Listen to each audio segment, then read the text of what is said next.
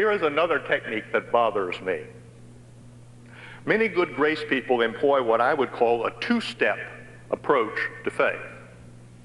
First, they invite people to believe the basic facts of the gospel, and then they ask them to appropriate the truth for themselves. In describing the second step, they often prefer the word trust to the word believe. I happen to think that people who take this approach to evangelism are at least sometimes running scared. They do not want to be accused of making faith mere intellectual assent. Thus, they try hard to make clear that just believing the facts doesn't save us.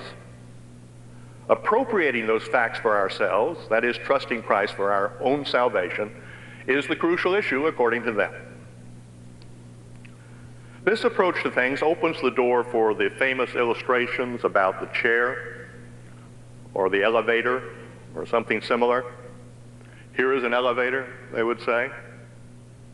Do you believe that it can carry you to the top story of this building? If the answer is yes, the next question is, what do you need to do to get to the top story of this building? The answer is supposed to be trust in the elevator by getting on. Now, in the distant past, I used such illustrations myself, and I confess this fact with embarrassment. If I could wear sackcloth and ashes this morning for doing so, I would. Illustrations of the type I'm referring to do show considerable creativity, but I am afraid the creativity here is badly misused. What is created is another idea that is absent from the Bible. Where in the New Testament do we find any such presentation as this? Sorry, friends, it just isn't there. And if you heard yesterday's talk, you will know one of the reasons that it is not there.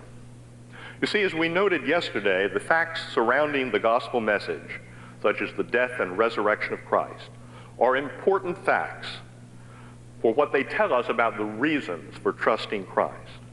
But believing these facts doesn't save anybody. People are only saved when they believe that Jesus gives them eternal life the moment they believe in him for that.